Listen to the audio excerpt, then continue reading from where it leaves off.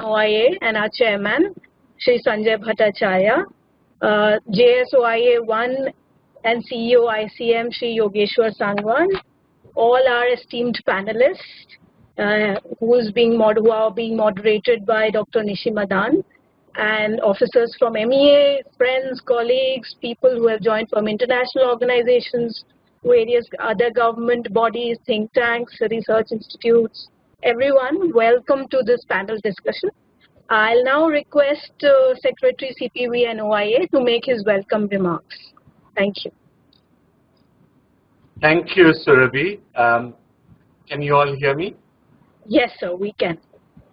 Thank you, Surabhi. This is the second webinar being organized by ICM in the coronavirus days.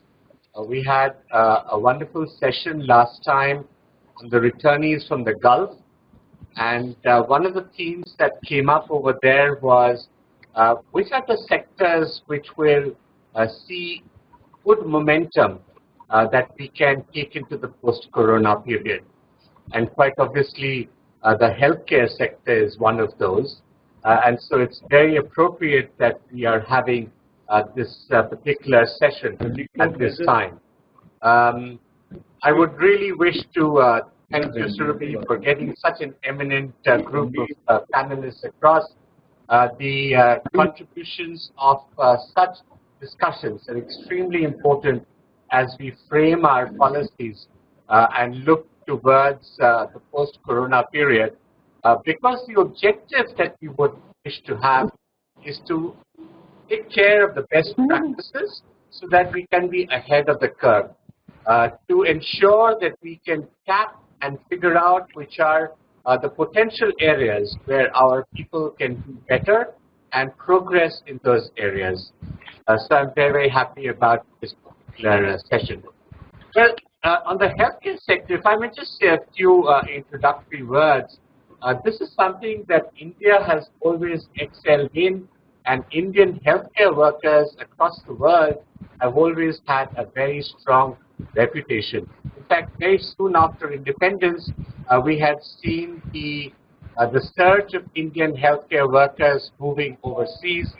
A lot of them would move to the US and UK in the early days. And then from later on, we saw that there were new growth areas.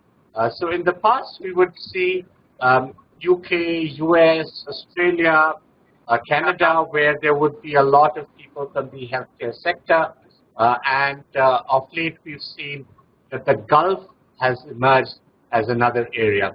Traditionally, we've had a very strong presence in a large number of countries in Southeast Asia and in Africa as well. There are two sets of healthcare workers that we see going out. I'm told that in terms of nurses, we have a very strong capacity with over 1,500 institutions that are training nurses, and something between 20 and 50% of those trained are looking for migration overseas. And some of them have acquired a very, very high reputation in the countries that they go to. A trend that had begun even earlier was the one of doctors, physicians, surgeons who would go out. If you look at the NHS in the UK, a very large number of them are of Indian origin. Similarly, if you look at the US, you will find that there are a very large number of Indians there, as well as in many of the other countries. I'm told that NCI did a study which seemed to project that something like 8% of those who had trained in India and were registered with them had actually ended up in assignments overseas.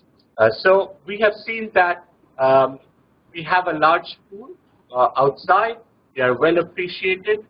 Very recently, for instance, November last year, the UK announced a fast-track system for medical professionals, and this would be a good opportunity for many of our Indian professionals to move towards those areas.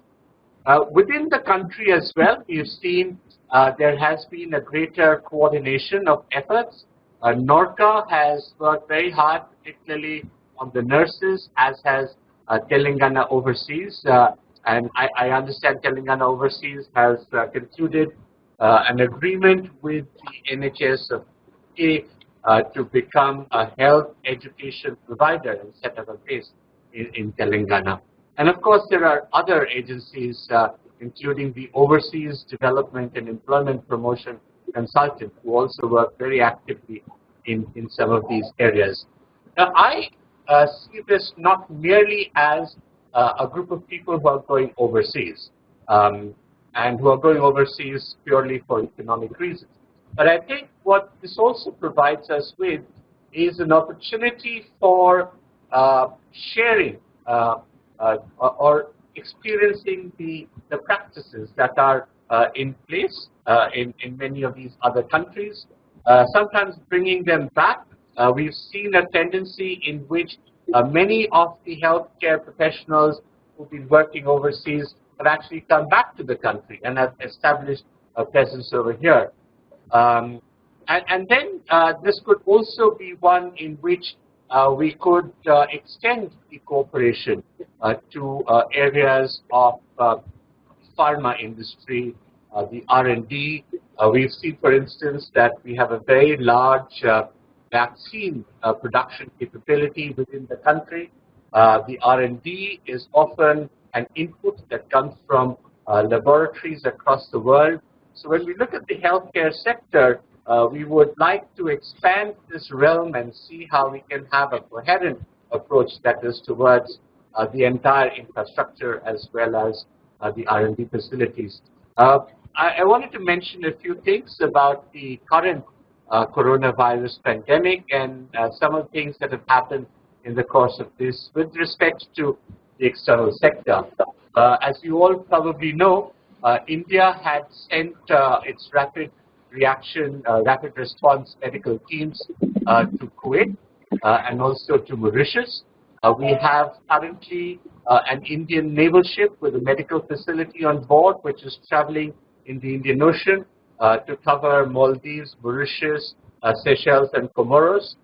So we are trying to reach out to a number of countries with our healthcare abilities and potential to be a first responder in such disaster situations, in such crisis situations, and to bring about a level of cooperation that you would wish develops following this particular situation. The other thing that we have done is that, as you probably know, in the Gulf there are a very large number of Indians who are employed in the healthcare sector. A very large number of them were actually on vacation or, waiting, taking on their tenure, and we have been able to facilitate the movement of such people to Saudi Arabia, Bahrain, and the United Arab Emirates. Over 1,200 such healthcare professionals have been able to go across to help with the facility. As you know, Indian healthcare has a very strong presence in the Gulf. In fact, recently when the Emirati Prime Minister Mohammad Rashid Al Maktoum declared this program of the Golden Residency, which was given to a very small group of people. A large number of them were Indian doctors over there.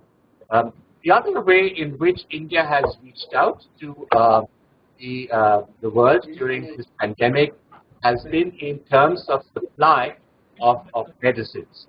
As you know, hydroxychloroquine and paracetamol were seen as some of the initial responses, and India was very quick to provide supplies of these as well as various other medicines. A package which included several antibiotics and others, antiviral medicines was prepared.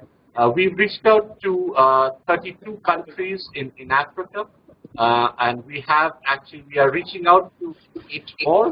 The consignments are about to reach there. and of course to several countries in our neighborhood and in the extended region as well. So before I conclude, I wish to see that these discussions that you have today will give us inputs, which we would then share with our partners in the rest of the government, in the Ministry of Health and otherwise, as well as with the other stakeholders, so that we can evolve a policy that is responsive to the external requirements of the healthcare sector that India is engaged in. Secondly, that it beefs up the healthcare infrastructure in our country in all its parameters. And finally, that we can carry on this policy of being Atmanirbhar in the healthcare sector. And as the Prime Minister had defined, Atmanirbhar is not a closed wall. It is a very interactive process in which we would be engaging with the rest of the world. I once again wish to thank all of you for joining this panel, and we look forward to your contributions. Over to you, Surabhi.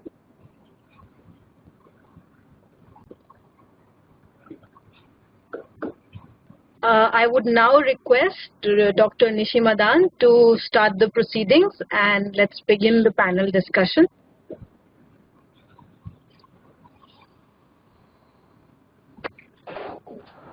Good afternoon, everyone. It's our privilege to be invited today to chair this session with such eminent people. I'd like to begin the day's proceedings by congratulating Dr. Harsh Vardhan on his appointment as the Chief Executive on the board of the World Health Organization. He's going to be the chairman. It is a great, great thing for us. Many congratulations to the Ministry of Health as well. So we welcome the participants to this discussion, which I'm sure will be a very interesting one, on mapping India's need versus foreign demand, a case of health sector. In today's increasingly global world, we are interconnected in many ways and need to look at our health and participation in world healthcare, which we are already doing, as the Secretary has just told us. It becomes particularly relevant in the scenario of the current pandemic of the coronavirus giving rise to COVID. The panelists are in their particular field. I'm sure that the participants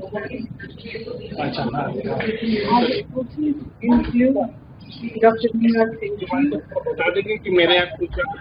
Thomas Lapita, Dr. P. Srinivasa Rao, and I'm sure some participants from the Indian Council of Medical Research are always here. So I would request our prestigious panelists to speak for 10 minutes. I will also remind them very gently of their time in about when they're 8 minutes into their time. Several issues as outlined in the concept note will be covered by the panelists, which I'm sure to go ahead. I first invite Dr. Meera Singh, Director General Special Envoy to the International Organization of Migration in India, to begin the proceedings. Yeah. Thank you very much, and good afternoon, everybody, and especially my greetings to the Secretary, to the ICM team, and to the JS and to our moderator for the day.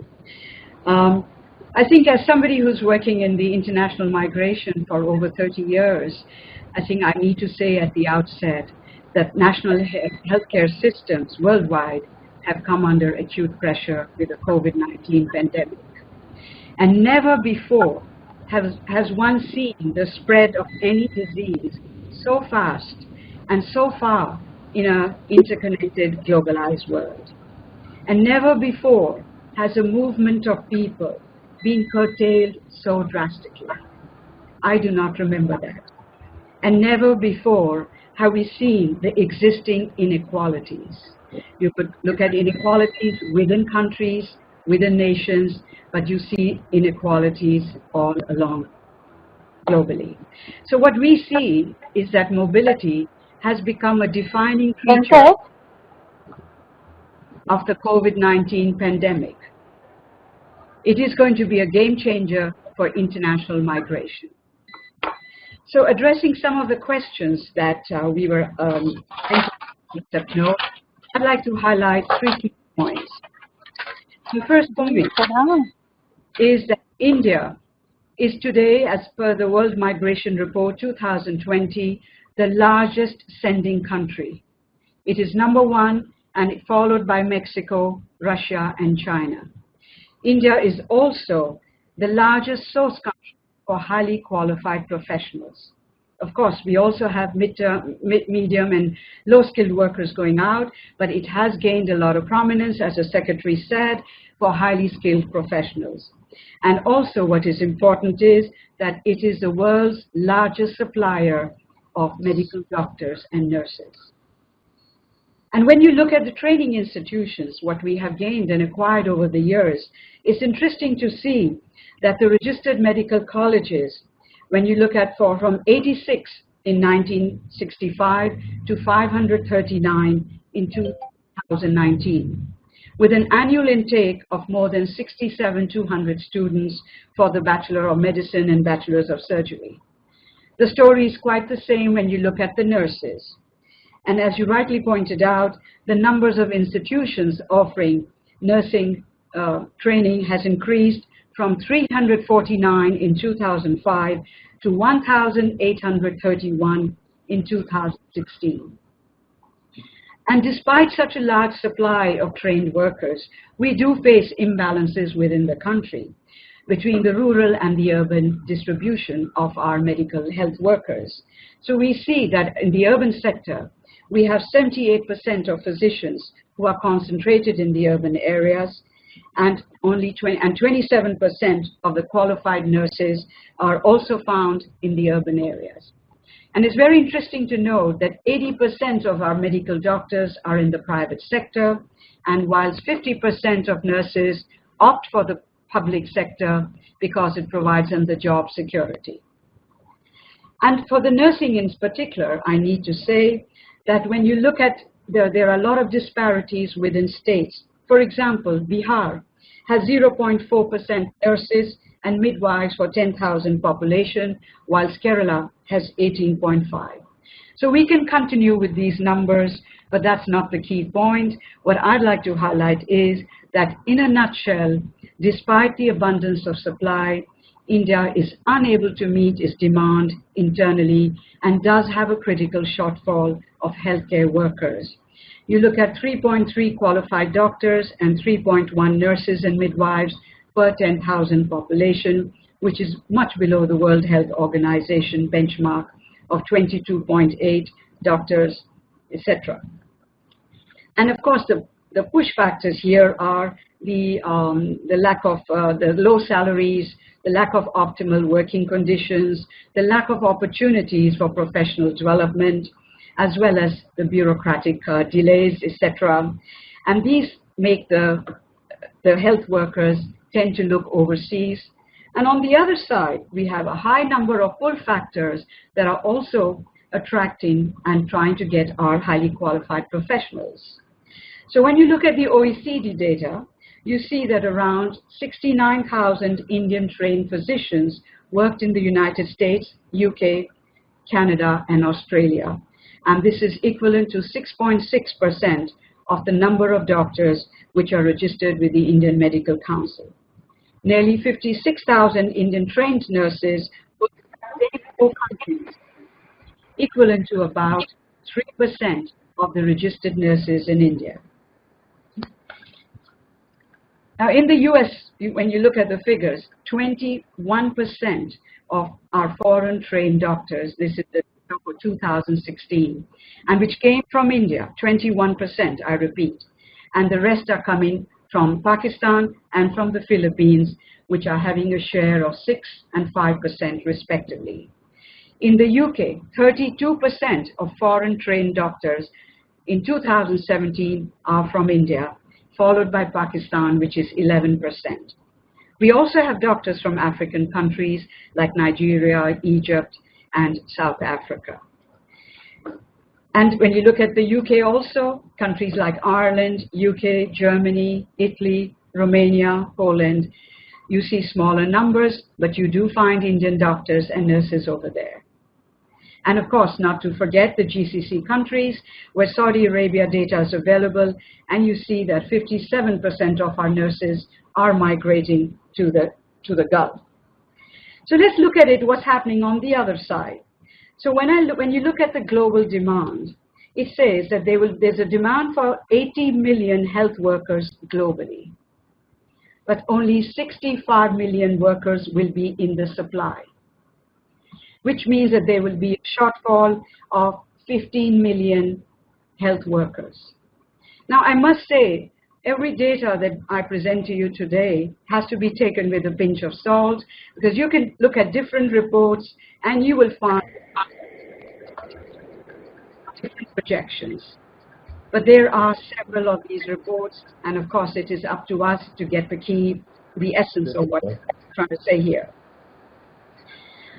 Let's look at the EU. According to the latest statement by the EU Commissioner for Health, the EU will have a shortage of 1 million health professionals by 2020, and this will likely reach 2 million if other employees in the healthcare sector are also accounted for. And the forecasts are... May I interrupt and tell you your time is running out, so please. I'm finished 8 minutes. Okay. My next point is related to the medical students who are going out of the country. Not the number of aspirants and the mismatch between the numbers who want to apply for medical school and the available seats tends to send and push a lot of our students outside India. So you have countries like China, Russia, Ukraine, Kazakhstan, Nepal have a high number of students. Similarly, countries like Romania, Poland, Ireland are attracting a lot of our Indian students. They are providing curriculums, they are providing facilities, and the ease of admission is there, and the cost of education is much lower than what a student would pay studying in a private sector university in India. But what is interesting is there are two elements here. And one is that many of the Indian students who return have to take the foreign medical examination, the graduate examination, which was established in 1975, and a large percentage, only 25% of students do not qualify. So in a nutshell, I'll have to stop, I know, basically we need to bring in mechanisms to make sure that our potential health workers, wherever they are, whether in the non-resident talent pool or returning students or returnees coming from the Gulf countries, we have mechanisms in place to attract them and to retain them. And we also need a much more comprehensive data on the outflow and the inflow of our health workers, which right now is absolutely fragmented. And of course, twinning arrangements with universities, exchange of students, exchange programs, aligning of curriculums is extremely important. I will stop here, and I hope we will have a chance to bring in other elements. Thank you very much. Thank you, Dr. Meera Sethi. I'll request now, before we go into the question and answer session later, Professor Rupa Chanda. Hello, Dr. Chanda. We haven't met before. I'm Dr. Nishi Madan. You are Chair, Economics and Social Sciences, the Indian Institute of Management in Bengaluru. Please take your position.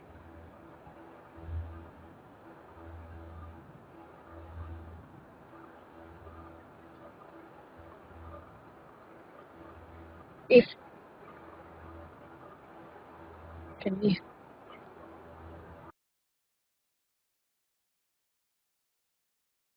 we can't hear you, ma'am. Perhaps the microphone needs to be checked.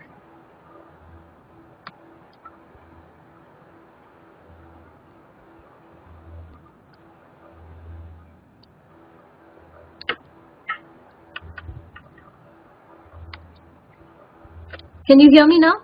Yes, we can hear you. And can you see the screen? Sorry. Yes, we can do that. Please go ahead. Yeah. Okay, so thank you very much to Surabhi as well as ICM for giving me this opportunity. So this is the outline of my presentation. I provide a brief sort of global context for health workers, how India is placed within that context, what are the human resource challenges, and I'd like to concentrate on what the approaches are to trying to address the global demand without undermining domestic capacity. So if we look at the global situation, we know that there is a big shortage of healthcare workers, and a lot of countries really do not have the requisite healthcare workforce to deliver the services needed to achieve universal health coverage. This demand-supply gap is increasing, and Dr. Sethi has already outlined some of the estimates. Of course, there's quite a range, but broadly, because of the rise in demand, the demographic challenges and so on, there'll be a huge shortfall estimated for healthcare workers. This demand-supply gap is actually concentrated more in the lower-income countries and lower-middle-income countries, but the EU, for instance, as estimated, has about a shortage of 1.8 million health workers projected by 2025, and there are various other countries which also similarly show shortages. And the other thing to note is that the countries which actually have a high burden of disease are also the ones which do not have much of a healthcare workforce, and they're also the providers of healthcare workforce to other countries, the richer countries. This is from the WHO, which is kind of showing the universal health coverage on the y-axis and the health workforce density on the x-axis, and it's showing that there are some 43 countries critically placed which are performing badly on both of these indicators. So this is basically to show that some of these countries actually are the ones which are the source countries for migrant workers around the world. So there is a big maldistribution that is there, and this is really going to affect global health security. Now, obviously, this demand-supply gap that is there has given rise to a lot of migration, and Meera Sethi has outlined some of these numbers, so I won't go into that. But nurses, for instance, 1 in 8 nurses are practicing in a different country. There's been a huge rise in the OECD countries in terms of foreign migrant health workers. But an important thing to note, we often talk about north, as if it is from south to north, but there's a huge amount of south-south movement of healthcare workers and intra-regional movement of healthcare workers. And there's a lot of transitional movement. So it's a very complex sort of dynamic that is going on in the healthcare sector. This is just the OECD numbers in terms of share of foreign trained doctors. And as a result, of course, we do see a variety of schemes, immigration schemes to try and attract healthcare workers. The NHS one was mentioned. We are also seeing a rise in private recruitment agencies and the growth in terms of the scale of recruitment that is going on, as well as the point mentioned about more aspirants for international medical education so that they can get jobs overseas. There's also some evidence on unethical treatment of migrant healthcare workers and discrimination between the domestic and the foreign health workforce. What are the implications of COVID? Obviously, what we are seeing is that there is a huge inadequacy in terms of the supply of qualified health professionals as well as of health systems preparedness. And we're seeing that frontline workers have been forced to work longer hours. The rising infections, deaths, and so on further aggravate shortages. One could expect that this is actually going to make the pull factors even stronger in future, because already some countries are looking at easing their medical recruitment process. They are advertising in the poorer countries to attract healthcare workers. The US is trying to attract doctors and nurses with the promise of green cards. So these kinds of changes that may happen post-COVID will aggravate the health workforce shortages. So yes, there'll be new opportunities, but the divide between the countries which are already facing shortages and those which have the money and have the working conditions and so on, that divide is probably that imbalance is going to grow. Now, how is India placed? As has already been pointed, we are a big supplier of doctors as well as nurses. A large number of these are present in the OECD countries, especially the English-speaking ones, but also a large number in the Middle Eastern region. Of course, there is an imbalance within the country in terms of which source states they're coming from. Kerala, of course, dominating. These are just some numbers in terms of the top 5 destination countries among the OECD and the immigration source states with Kerala topping. Now the paradox is, as also was mentioned, that we ourselves have a shortage, though we are exporting a large number of healthcare professionals, and we are projected to face the biggest shortage of nurses in the world after Bangladesh. And if you look at the WHO guidelines, we don't meet those norms, we are well below those. So there is a paradoxical situation here of exporting while not being able to meet the quality and the requirements of the domestic population. And the shortage is also uneven, as was pointed out, across the state. It's also uneven in terms of urban-rural. There are quality issues as well, because a large proportion actually do not have proper qualifications. There are studies which show that a large number of them are unqualified. And there is a lot of, there are anomalies in terms of the medical education system with profiteering, issues of quality, uneven distribution, etc. So it is not like we can export without addressing many of these domestic problems that plague our medical education system as well as the institutions. And out-migration actually compounds this problem to some extent unless we address it in a way that is mutually beneficial, both addressing the export possibilities from this as well as bringing in, as the Secretary mentioned, bringing in these migrants, bringing in the qualifications, the additional quality, upgrading of standards, etc. Now, what is driving, as was mentioned, there are a lot of pull and push factors. There's lack of investment in health, not good working conditions, poor human resource management practices, etc. But to some extent also proactive policies by some corporate health groups which are involved in training. There are international partnerships which are facilitating some of these worker exchanges. What has been the government's approach? Rather ad hoc, I would say. I mean, there's not really a holistic sort of long-term strategy. There are steps periodically to curb or regulate the movement, to prevent exploitation, to try and regulate the recruitment agencies. At the same time, there are also steps to promote. There are bilateral agreements with certain countries. There are arrangements to try and tie up training institutions so that there is also a sort of development benefit back to the country.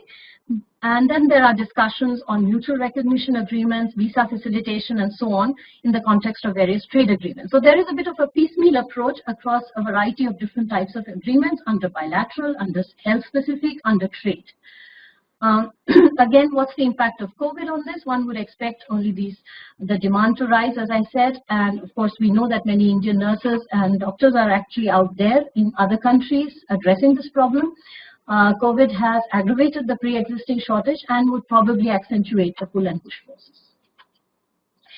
So my focus is really on what should be the possible approaches.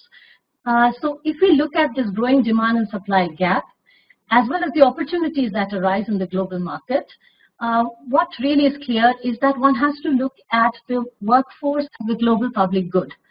And because it's important for all countries concerned. In fact, I would go so far to say that along the lines of the G20 understanding on collaboration and equitable sharing of vaccines and drugs, why can't we also see health workforce as something similar along those lines, some sort of understanding on cooperation?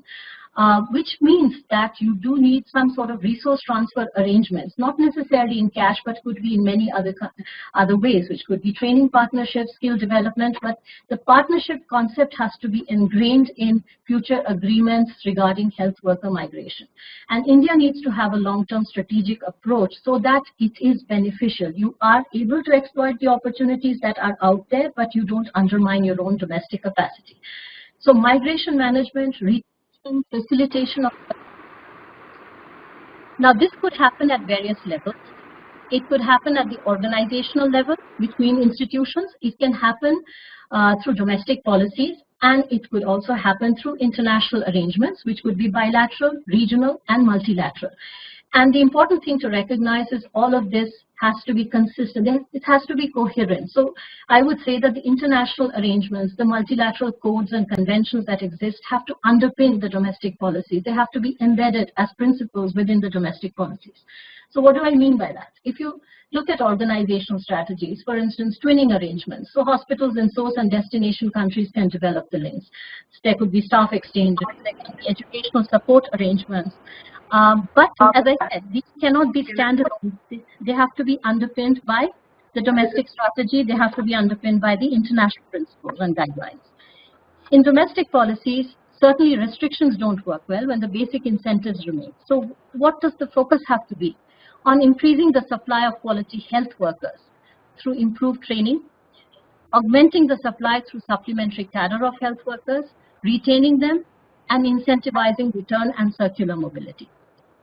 Rupa, you have stop time left, so another minute, and I think you sure. Thank Sure. you.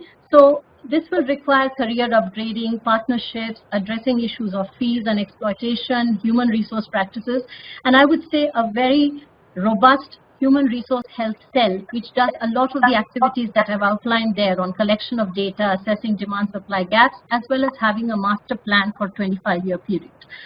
And on bilateral arrangements, the main point I'd like to make is that these bilateral arrangements have to have the concept of shared responsibility between sending and receiving countries. This has not been always the case in the past. So these are some of the important elements the bilateral arrangements have to address: ethical codes of practice, capping active recruitment from selected countries, compensation or resource transfers, skill building, safeguards, institutional cooperation mechanisms, MRA facilitation, provisions on wages and working conditions, making sure that labor market and economic needs tests are done. And then there are a lot of interesting practices from the regional processes. If one looks through CARICOM, Mercosur, ASEAN, EAC, East African Community, there are a lot of good practices there which actually could inform many of the bilateral arrangements countries are getting into. They're not perfect, but I think they can be adapted. And these are the institutional mechanisms that one should look at for best practices. And finally, on just one second on the multilateral. I know that someone's going to talk on the WHO code. I just wanted to mention that there are some governing principles in the WHO code. There's the Global Compact on Safe, Orderly and Regular Migration. Again, there are certain things there which are very important to take note of by the countries, including India, on data, on fair and ethical recruitment, etc. And then there's the transparency, fairness, mutuality of benefits. So I think there is a lot out there that can guide countries in the way they do their bilateral arrangements, very explicitly trying to recognize the negative effects of migration and trying to make sure that there is mutual benefit. So I will end here. Thank you. Thank you, Rupa. That was really comprehensive, and we move on to Thomas Zapata, the Regional Advisor, Human Resources for Health, WHO, Sierra. Dr. Zapata. We can't see you. Okay. We can see your PowerPoint. Yes. We can see your PowerPoint, so you can proceed. Yeah. Very good. So if you can see the PowerPoint. We can see you also. Welcome, Dr. Thomas Zapata. Please carry on. Okay, good. So thank you very much for the invitation to WHO to be part of this interesting seminar. So the main purpose, here it is, the first slide. So the main purpose, we were requested to present on the study that we conducted in 2017 on migration of nurses and midwives in Kerala. So that would be the first part, and the second part will be on giving some outline on the WHO Global Code of Practice on the international recruitment of health personnel. So, moving to the first part, it was a joint effort between WHO, the government, the state of Kerala, Oxford Policy Management, and funded by the European Union. So, this is the report. It's accessible on the internet, so you can look at it. In terms of production, what we saw in Kerala is that for the past 10 years, there was an increase in the number of training institutions, and mainly 90% of them are private training institutions. So it's very much focused, the growth, it was very much related to migration. Many of those private institutions opened because there was a good market for nurses migrating overseas. When we look at the production capacity, the number of seats, what we see is that there has been a reduction in the number of diploma nurses, GNM, General Nurse Midwife, while there has been an increase in the number of bachelor nurses. So that's the tendency in terms of the number of seats in the country, and again, 91% of the seats are private seats. When we look at the nurse registration in the Nursing Council, it's interesting to see a decline a reduction in the number of registrations by GNMs, diploma nurses, while there has been an increase in the number of bachelor nurses registering with the Kerala Nursing and Midwifery Council. The reason for this is because those nurses going for a bachelor degree, they are more marketable to migrate abroad to the Middle East, to the Gulf countries, and also to the US and UK, as we will see later. So there is a clear tendency on that one. Then if we look at the stock, this is based on NSSO 2012, which you know is a household survey. So basically what you see is that the Indian average is 3.1 nurses midwives per 10,000 population.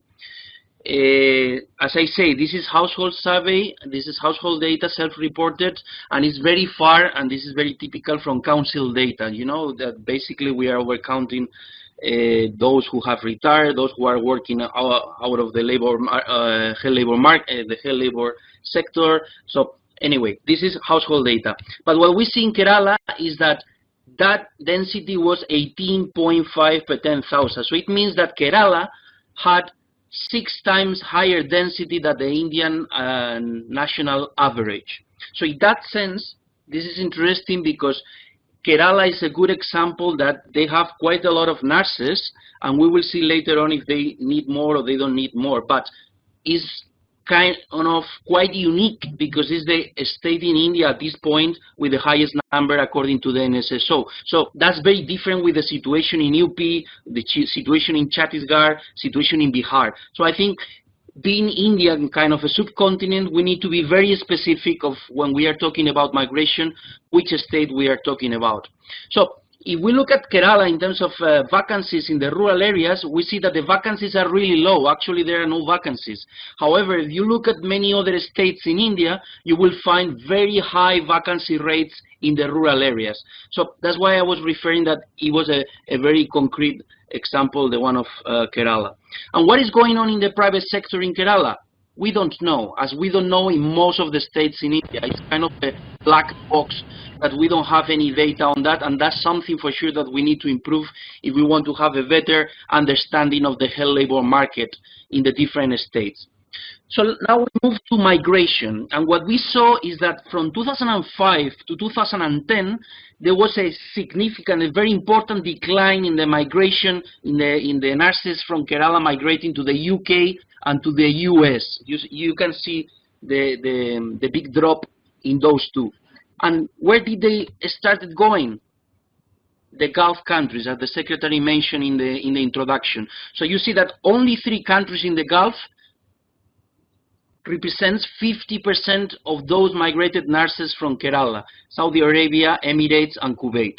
And then, as you can see, US only 6.1% and UK to 10.2%. So we have a situation with low vacancy rates, we have pretty high density stock, we have migration going out. But what has been the tendency in the last 5 years when the study was conducted? So we see that the red line is increasing the stock of nurses, but at the same time you see a reduction, a 31% reduction in the number of nurses migrating, especially to the Gulf.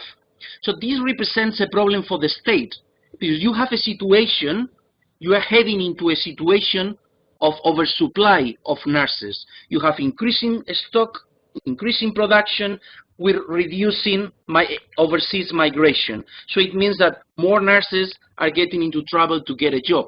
And maybe one answer could be, maybe they are migrating internally within India. Let's look at the graphs. In the previous one, in the overseas, you saw that it was 20,000 nurses working abroad.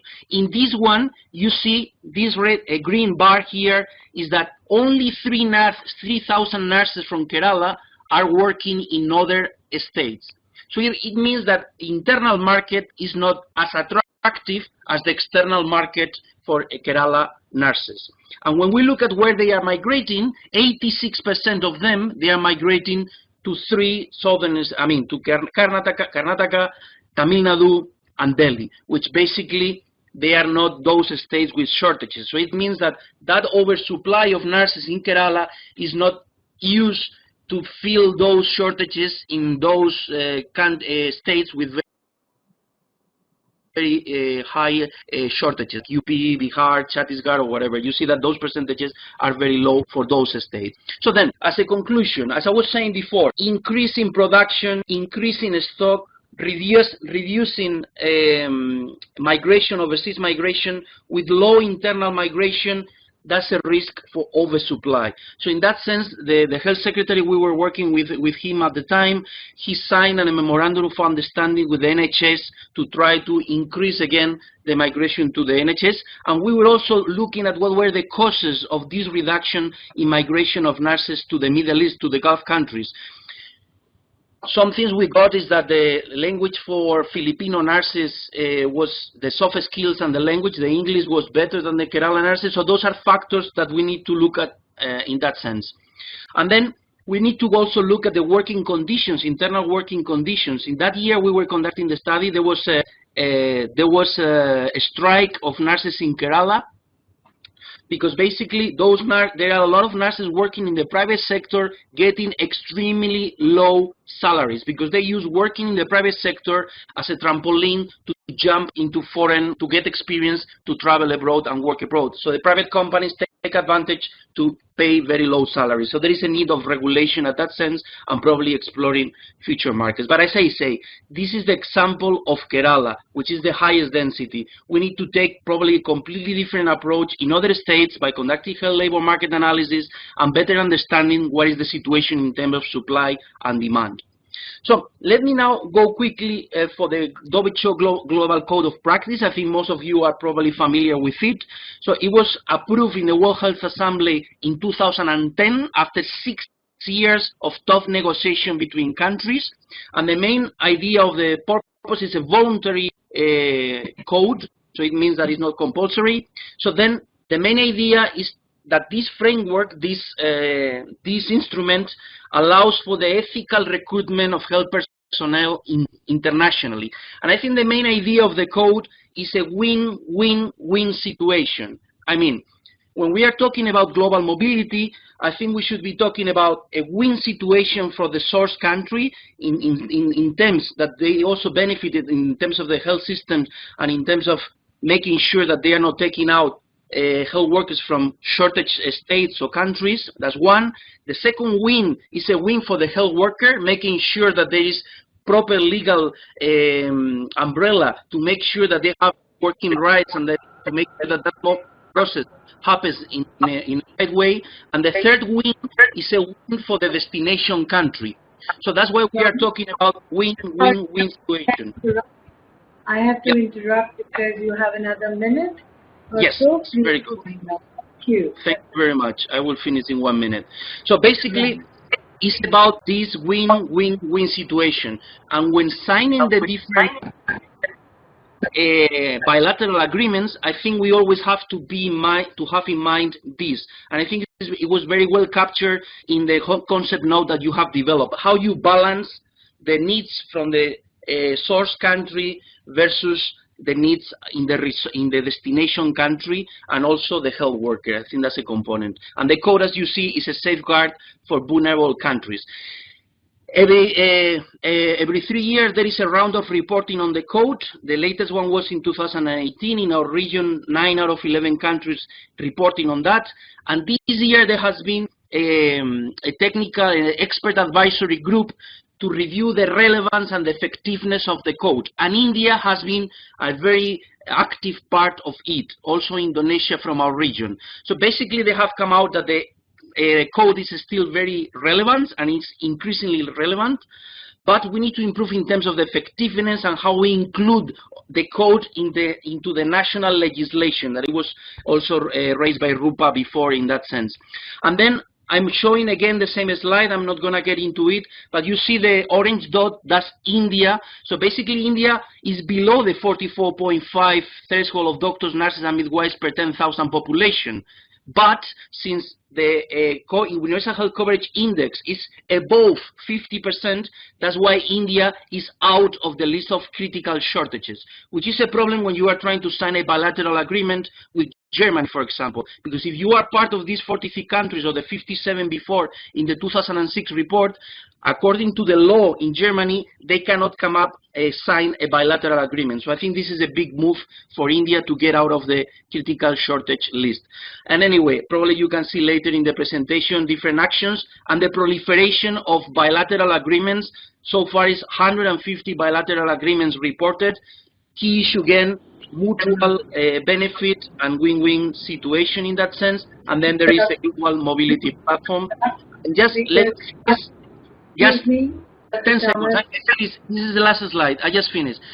When signing the bilateral agreements, I think it's really important to engage also Ministry of Health, because Ministry of Health is the one representing the needs in the origin country. So I think it's very important that the Ministry of Health is engaged in the negotiation, not only external affairs or foreign affairs or migration. And then conducting health labor market analysis. We have done one in Chhattisgarh, and that's really important to understand what is the situation. You may have an oversupply of nurses, but a shortage of doctors, or you may have an oversupply in one state, but shortages in another state. And in terms of COVID, there will be an increase in India and a reduction probably in the midterm. And I finish here. Thank you. Sorry for getting a little longer.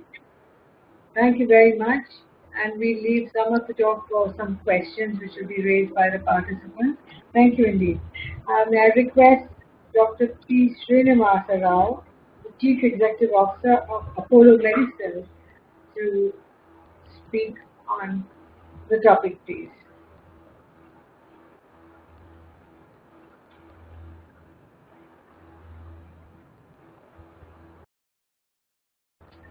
Can't hear you. I think you need to check. I think he's sharing screens. He's trying to show his presentation.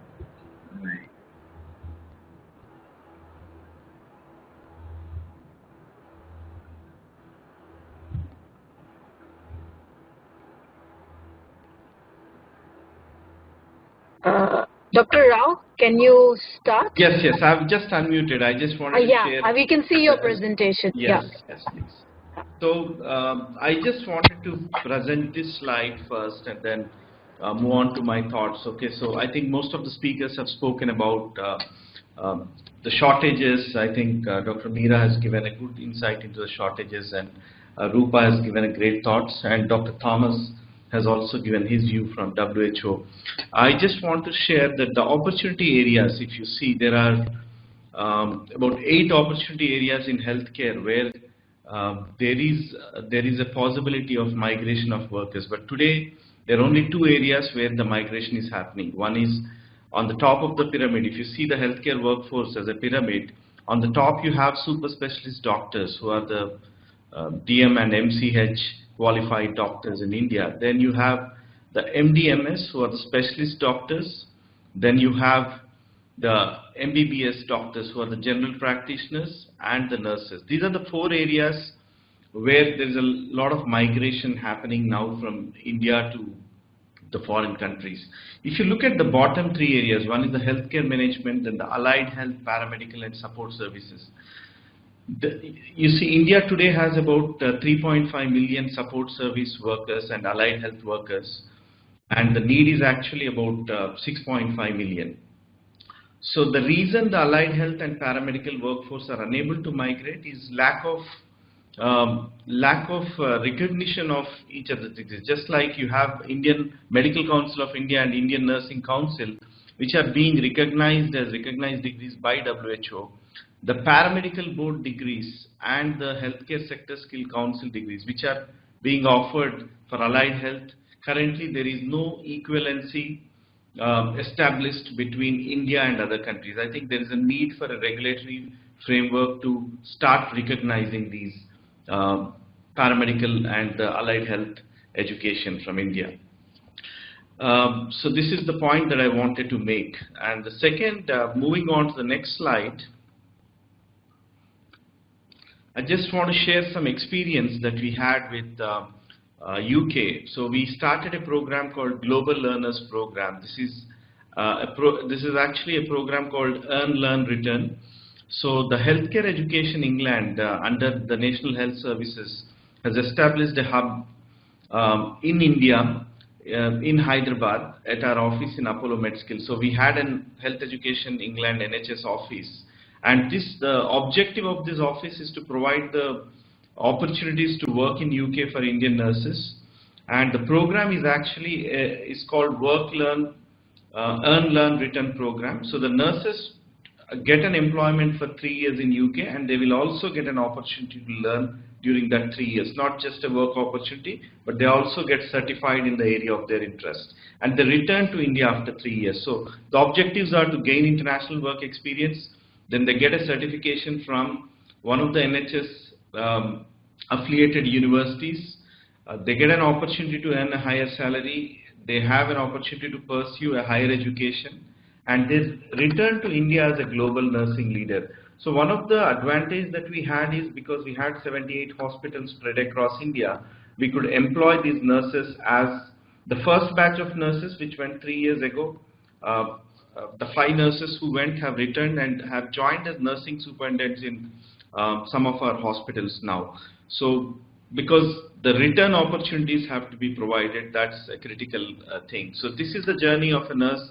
So what we did in India, we started an English language training. Generally, for a nurse or a doctor to migrate, there are 2 gateways they have to pass. One is a language gateway, and the second is a clinical licensing exam gateway. So we have an English language practice. We will shortly starting a German language and Japanese language practice at Apollo. So we train these nurses and doctors on IELTS and OET. And then after they clear that exam, they parallelly also learn a clinical licensing exam called CBT. So that's an exam for UK, but we are also training them for the US licensing exams as well.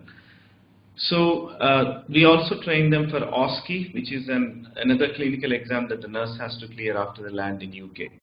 We train them on cultural practices and give them insights into living and working in UK. And then once they land in UK, there is a UK induction provided by Health Education England. They actually induct them into the community. There will be mentors, the Indian nurses who are working there, they act as mentors for them for 3 months until they settle down. And then they get integrated into the living and working in the UK. So this was a successful model. So far, the numbers we have sent are low. About 50 nurses migrated to the scheme, but there are about 2,000 nurses who are under training. We have close to 80 emergency specialists, emergency medicine doctors who are undergoing training under this scheme now. And the first batch has successfully got trained, and they've just returned. So this is the experience that I wanted to share from our side. So this is what I have to share. So I know I've really taken a very short time, but I would address more queries during the Q&A session.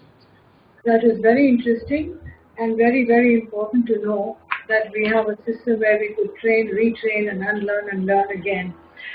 Thank you, Dr. Rao.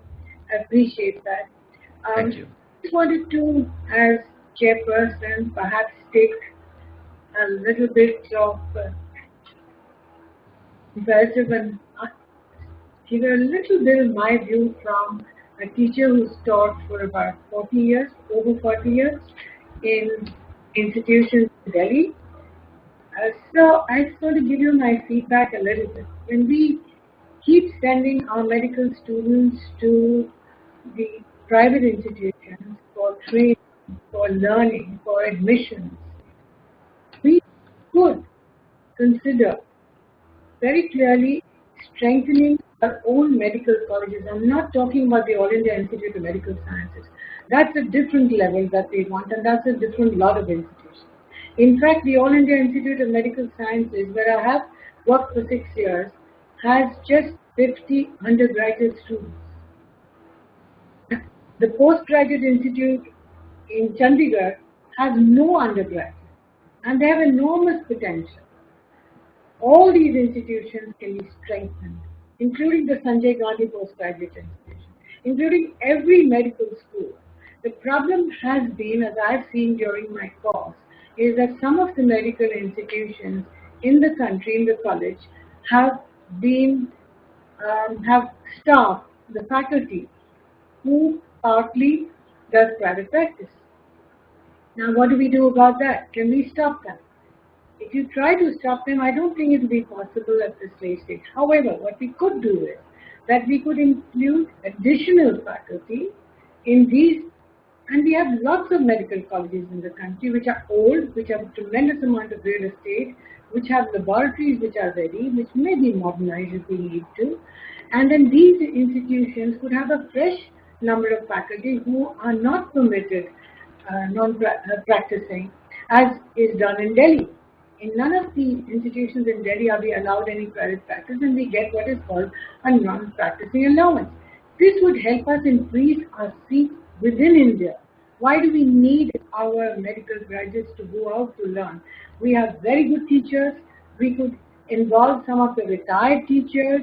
We could also include some of the smaller hospitals, including the private hospitals, who are willing to get onto the scheme of teaching undergraduate and training postgraduate medical colleges. We already have systems of the DNB which includes increasing the numbers. So all of this could be considered instead of spending so much money from our students, from the parents who send their students abroad, and then in fact when they come back, they find it difficult to enter back into the stream.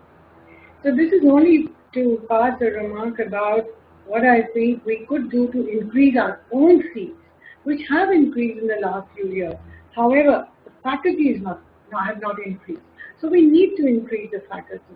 The faculty can increase, as one of the speakers said, that people don't want to join the government sector, but we could join, because what happens is there are a lot of vacancies, but the vacancies take a very long time to be filled up. Before somebody is going to retire, we need to fill that position up immediately, in fact 6 months before that. We can give an appointment letter later, because some of the brightest people are very good. And I have to tell you that I have had such a wonderful training in Delhi, where I have been in 3 institutions, Lady Hardinge, Safdarjung, All India Institute, and I retired from the GTB hospital. Our teachers, but we do not have facilities. We have to have equipment provided in our own teaching institutions, because that's where the core group come from who are going to even occupy the private hospitals. So we have good teachers. We need equipment. We need plenty of equipment, and we need plenty of vacancies to be filled up. And I wanted to re-emphasize Dr. Rao's point about there are several positions. There are the nursing assistants, there are the anesthesiologists, there are the lab technicians. We have virtually very few courses for lab technicians.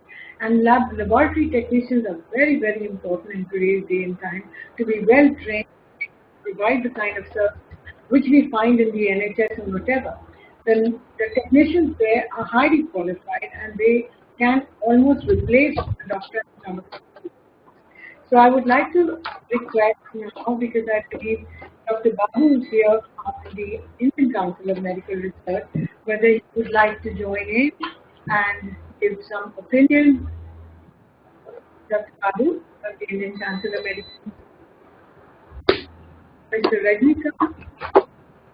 Dr. Babu. I think, ma'am, we have somebody from the Indian Nursing Council. Dr. Dilip Kumar is there. So, meanwhile, we can take his views and then we proceed.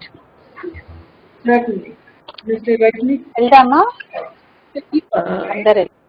Can we have the representative from the Indian Nursing Council, INC, to share their views? Yes. Can we come in?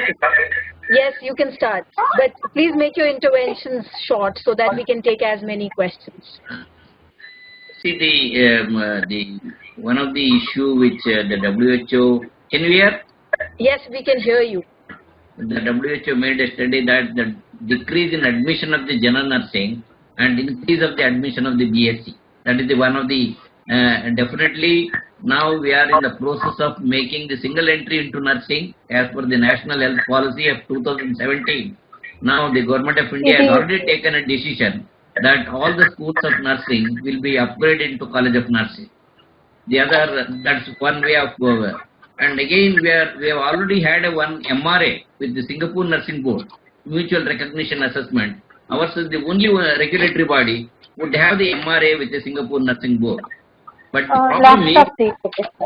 the problem is somehow or the other, the MRA could not be materialized by the Singapore health institution. They could not make the advantage of this MRA. So we are now working with the Japan, because Japan is one of the country which is shown the interest. So we are asking the northeastern states, schools of nursing, college of nursing, to start the Japanese language so that we can facilitate Japan. And also now the government of India has shown a clear interest in the recent in the budget speech to encourage our nurses for overseas. So now Indian Nursing Council is working with the different councils overseas so that we can see the gap, what is the gap is available. We have recently also revised the syllabus for the BSc nursing program. We are now focusing on the simulation as one of the method of as ASCIIs have been introduced in the examinations, and also we have state-of-the-art National Simulation Center has been established in Delhi in Gurgaon with the and the Indian Nursing Council and the SGT universities and the latter. So it is one of the state-of-the-art center. So now the quality of the education we are improving by training the faculty of the many of the medical education nursing education institutions. So now our area of Indian Nursing Council is working with the many of the overseas councils to see the gap. That gap through the English, the other is the language and the clinical skills, which we are going to strengthen in our curriculum, so that our nurses are well sought in overseas. The other problem is why the shortage in India. The optimum nurse-patient ratio, whatever the Indian Nursing Council, which various regulatory bodies prescribes, many of the states are not able to implement the optimum nurse-patient ratio. So, for example, if you advertise for a Safdarjung hospital for 100 staff nurses positions, you will get about 1 lakh applications. So, the reason is the private sector is paying very, very less. Even though Supreme Court has intervened, the minimum salary for the staff nurses has given a guideline. Minimum salary in the private sector for the nurses should be given 20,000, but still way behind the 20,000. Many of the private sectors still they are paying 5,000, 8,000. Only corporate sectors, I think that they are able to give 14 to 15,000. So these are the issues. One is we have to create the patient positions. Positions are not created in the government sector also, and also the private sector is also not creating the position as per the optimum nurse-patient ratio. Then we have a number of the educational institutions are very large number are there. We will be able to prepare our nurses to work in the overseas. Thank you very much.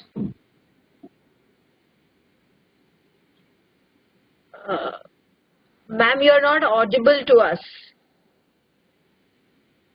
You are not audible. Right. Thank you, Mr. Deepak. Appreciate your input, and I agree with you. The vacancies need to be filled up as quickly as possible. Wherever that will make a lot of difference to the medical quality available in all institutions. Is Dr. Babu there, or Mr. Rajnikant from Indian Council of Medical Research? Perhaps not. Can somebody from the Indian Council of Medical Research speak up? Do you want to make any intervention? I would just like to make one intervention about, Mr. Deepak just talked about the salary for the nurses, which I think I'm totally in agreement with. They work very hard and they have a longest training period also. I want to say a little bit about the doctor's training. I mean, this is particularly to the secretary. Please, if you, the student goes. Yes, I'm sorry to interrupt. I think Mr. Babu from ICMR is also talking alongside.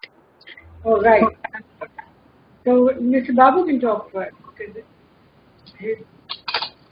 Mr. Babu, please. Yeah.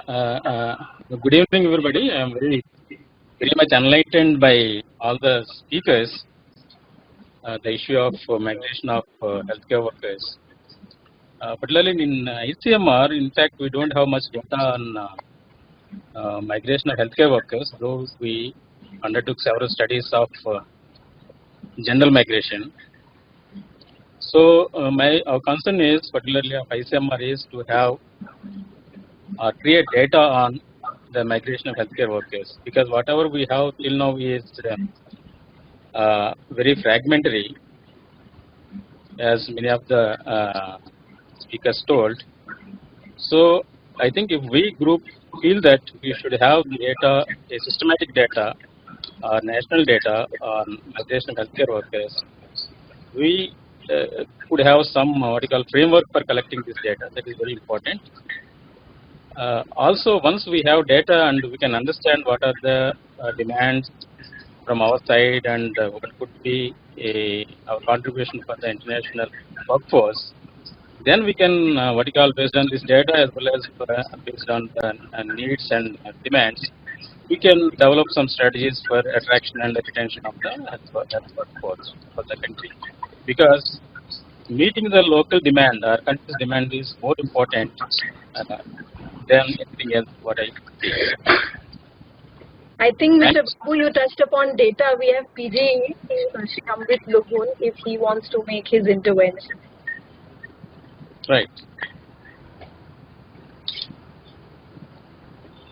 Hello. Yes, sir. Yes. No, data, whereas data is concerned in eMigrate, what has happened that for the ECR countries, which is 18 in number, and which includes all the Gulf countries, and as it was shown that many are migrating to Gulf, especially Saudi Arabia, Kuwait, and UAE. So the now from 2015, nurses going to ECR countries, now they go through what we call country-specific orders. So we have data for that, but for other areas, we because that is compulsory, we still don't have. But if anybody wants to voluntarily put in data, that's different. So, and then in this COVID situation, of course, we'll see, because health care demand in the Gulf countries is expected to only go up. But how it will be in terms of say salary, working conditions, it is to be seen. So I can say that. Thank you. Right. Thank you very much. So would you like to open the to the panelists to the questions from the participants? Yes. Perhaps we can have one round of response from the panelists, and then we take one more round of question and answers. Right. Okay. So we'll go in the order, beginning from the first speaker, if they have any interventions to make. Dr. Meera Sethi. Thank you. I think I will just pick up two issues. One which Dr. Srinivas Rao said about the program on, what was it, earn, learn, and return. I think that's really, having worked operationally on many such programs, linking up qualified nationals, qualified resources to demand and needs at home. And this is very interesting that you allow them to study. But my concern is about the return element. How do you manage that, and how do you actually then make sure that they come back and are able to deploy their skills? So for me, that's a very interesting element. And I think what our last speaker, who talked about data, I think the whole issue of migration in general suffers a lot from data. But I really appreciate if this fragmented data can be really, we could make some recommendations here, and MEA could look into that, because even a simple inventory, if it is part of your resources, which can be done on the website, it's very easy to do where you are located, what your skills are, etc. So I really like to say that as my interventions on this round. Thank you. Dr. Sethi, can we ask Rupa to also give her thoughts? Yeah, so let me pick up actually on two issues. One is the institutions that need to be strengthened within the country to make this sort of management of migration better coordinated, better tracked, and so on. So I would go back to the point I made regarding the Human Resources for Health unit within the Ministry of Health, and the kind of activities that it does, strengthening it or supporting it with a bunch of other institutions, think tanks, whatever it is. But I think the tracking of the flow of workers, getting a better sense of what types of workers are going, because we need to have finer categories. What we are getting is basically just nurses, doctors, midwives. We don't really have for many other categories, like paramedics was mentioned. So there are opportunities in other areas. There are shortages in those within the country as well. So I think a finer segregation of categories is required in the data management system. And I think digitization and tracking, I mean, we really have to think of data platforms. I understand that the HRH in Ministry of Health is doing some of this, and we are reporting a lot of the data. So this is one area I think that needs a lot of improvement, lot of coordination with and analysis, maybe even case studies of countries, trying to understand those better so that we can then get bilateral agreements or coordinate or use best practices much better. That's one part. The other is in terms of looking at the labor markets tests and economic needs tests and that kind of analysis much more closely whenever we get into agreements. I think that is not explicitly always included in many of the agreements, and this is a best practice I think we have to consider. So these were my two main points. I think institutional mechanisms, focusing much more on data and coordination, and looking at existing arrangements and what works very well in those arrangements and what we could adopt, and getting a better sense of occupational categories. Thank you, Durga. Can we ask Thomas Zapata to also Yes. give his views? Thank you. I think my big point, I think, with COVID at the moment is that this is a great opportunity to advocate for increasing the investment in the health workforce. India spent 1.1% of public health expenditure in health. That's nothing if you compare with any other middle-income country.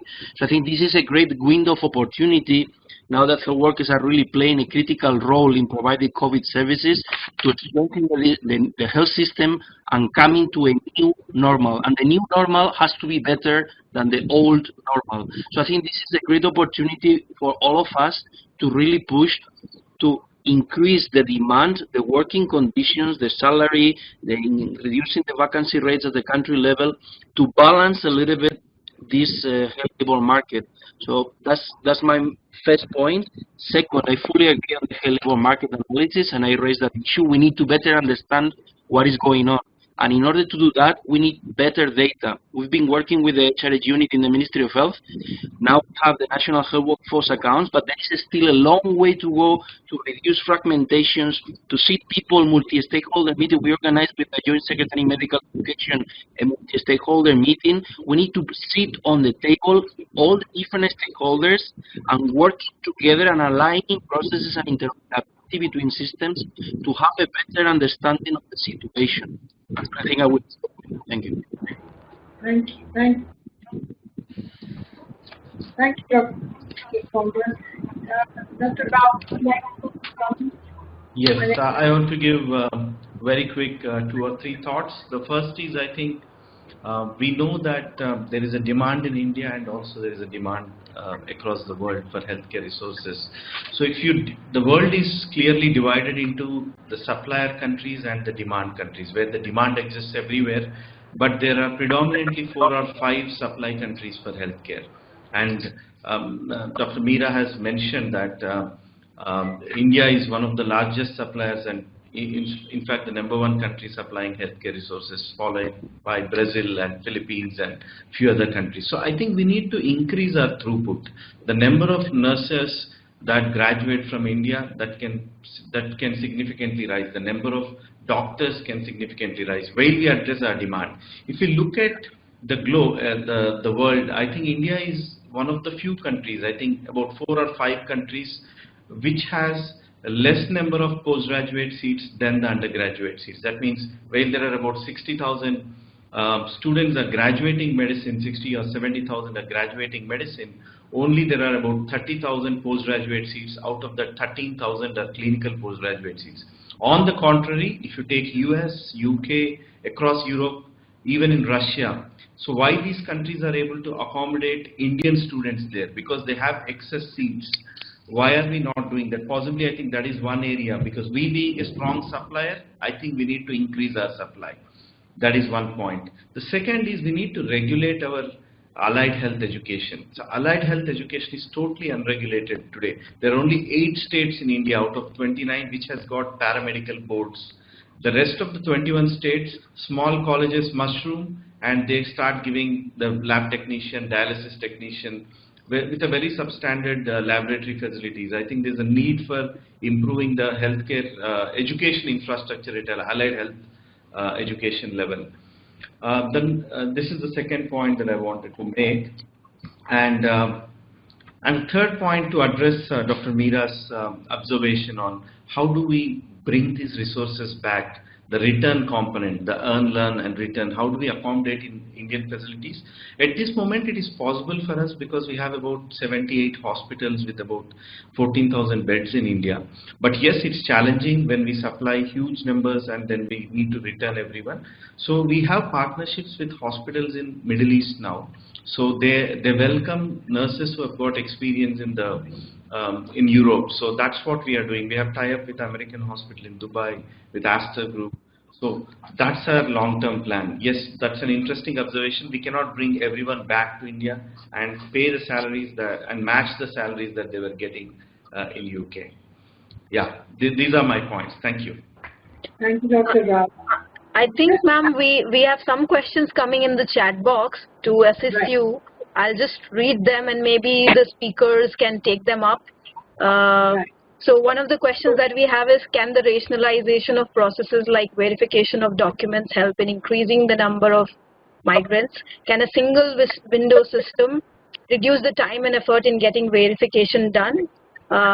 The next is, as the global demand for healthcare workers is going to see a rise due to the pandemic, would it be worthwhile idea to consider regulating the migration of health workers through introduction of some sort of immigration clearance for all countries concerned? And the last bit has been, I think the question on data has already been taken up. So the last bit is skill intervention programs and simple documentations and the role that they can play. So perhaps if we can take 1 or 2 more questions because we are really running short on time. So if anybody has a question, we'll take 2 more questions, ma'am, and then we'll ask any of the panelists concerned if they would like to respond, and then we move towards the close. Yeah. Would the secretary like to? I think the first 3 or 4 questions could be answered by the Ministry of External Affairs directly, because it really concerns them and none of our technical people. Maybe, ma'am, we can hear the views of the panelists and then. The panelists would like to comment on the first 3 questions, which is regarding the immigration and the certification of the making a little easier for the people who want to migrate. Right. So can I share my views here? Yes, please. Yeah, sure. Actually, because we're working with UK, one of the challenges is the data, which has been used extensively. So we have started building a system called AT, Application Tracking System, which is built by NHS UK. So any nurse who wishes to apply to work in UK, now they have to fill their application on ATS. So they are actually procuring all this data, but this ATS access is not there for Indian government. I think we should, today, if we have to ask how many nurses are going from India abroad, I think there is no streamlined mechanism of collection of data. So I think we need to track this application tracking systems, or we need to have our own tracking systems which should have access to all the overseas manpower corporation of each state, so that we can track how many nurses or how many doctors are going from each state. Yes, there is a lacuna there and it needs to be addressed. That's a good question. Yeah. Okay, I think we have one more speaker who wants to ask a question. Sita, you wanted to make some point? Yes, thank you so much. Thanks so much, Surbhi. I just wanted to actually, from our earlier work with nurses, I actually just wanted to raise this, that, you know, when migration to the US, for example, stopped or declined a lot, we found that nursing colleges also closed in India. We found that there was no more interest in nursing because it was not seen as something that you could move along aspirationally. So I think we have to keep in mind what people also want. And nursing as a profession in India is not a very aspirational profession in some ways, because of the working conditions and everything else that, of course, a lot of the panelists have said. And so this link with migration is actually quite a critical and interesting link to have for health workers. And as Rupa did point out, as a public good, we really need to see it like that. You know, we are one of the source countries. So we really need to invest in our education and allow people to look at it aspirationally. So that if they want to leave, they can leave. And that still leaves us with having more people joining the health workforce here, because a lot of them will be educated and some will need to stay back. That's just my point. Okay, so we can, perhaps we can have a last round of quick, very short interventions and then we close. May I just say one thing as yes, a prerogative from the chairperson? You know, we talk mainly about migration, but not about retention. Very little about retention. Why don't people live here? Why don't they want to? I think there are very few doctors who want to even live here for some time.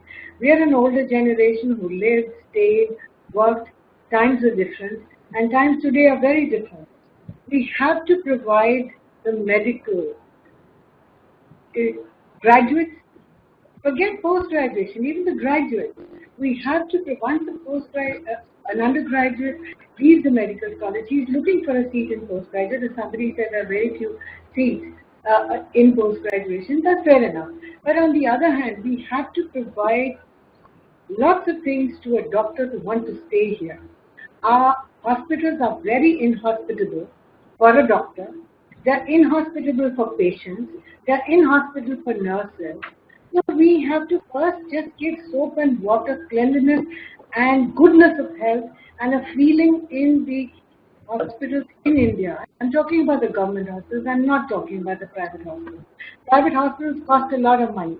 Government hospitals don't have to cost money. We don't have to put money in buildings.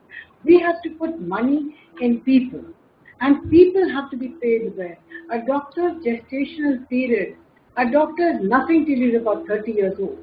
Talk about the civil services, talk about the IIM graduates, talk about anybody else. They start so young. And here there's a 30-year-old who's still looking for a job. And there are jobs, they want them, but the vacancies are never filled. So we have to do something for them. We have to better their salaries, better the working conditions. Most of the hospitals don't have a doctor's duty room. And they don't even have a separate doctor's duty room for a female and a male doctor. I was chairperson of the hospital sexual harassment committee, and that was one of the first things which I was brought was this male and female, and these two were in the same room at night. Now, how can you do this? Now, we wrote letters, but something has to happen on the ground for doctors to want. Not only that, I have a request, which I go further.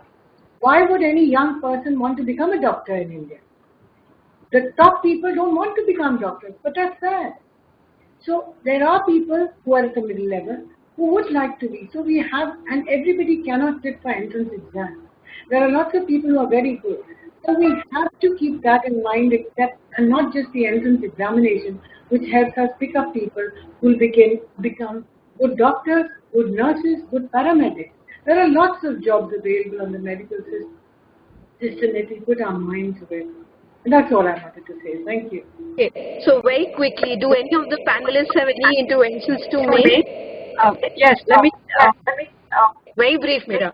Okay, just one quick point. I think somebody raised a question of regulation and immigration. Having worked so many years, I do not believe any regulations in mobility help at all. It is in fact making people more informed, providing them the relevant information, and raising awareness of the risks is much more. And I think the government has already started work in pre-departure orientation, and that really needs to be set across the board. Secondly, I have to repeat this again, and I was part of the seminar that you had last time, a few weeks ago, on looking at the labor, the GCC returns. And there are very few countries that have actually come up with very strong linkages of return and development policies. There are literally a few examples, a handful, but it can be done. It is a very labor-intensive process, but it is possible, and I think India would be a great example. And my last point quickly is what Sita mentioned about nursing institutions closing down when overseas market is drying up. I think India must also make a more effort to attract more students, especially from African countries, in the health sector. It is already doing that in other sectors, because if you look at the data of Sub-Saharan Africa, there are 11 countries which do not have a single training institution. 24 countries have one training institution, and 168 in Sub-Saharan Africa is the data. So I think India can play a role. Thank you very much. Okay, so if any other panelists would like to intervene, otherwise we close this. Yeah, can I make just a quick comment? Very briefly, Thomas. Yes. Yes. It's about the ECFMG. You know that in order to get access as a medical doctor to the US market, they are going to pass, it was initially 2013, if the regulation institution in the country is not recognized by the World Federation of Medical Education, they will not be able to access the US market. This deadline has been postponed because of COVID to 2014. But I think this is something really important to bear in mind, because if you're going to start working on accrediting your regulation agency for medical doctors, for medical education, graduates, Indian graduates, doctors, will not be able to access the US market in 2014. So I think this is something also to bear in mind and start anticipating. Over. Okay, so I think now we'll... Can I say one thing? Yes. Just one quick point, which is on CETA, that one has to prepare the domestic health workforce for the domestic market, not primarily for the international market, because the vagaries of international, immigration policies and restrictions and so on will create problems in the domestic market. So that's one thing. And the second is that we need to pursue the MRAs and some of the bilateral agreements much more proactively. We've got them, but we've really not been very successful. So our professional bodies also need to put in more effort into getting into MRAs. Thank you, Dr. Okay, so it's only fair that I ask Mr. Rao if you have any point, and then we...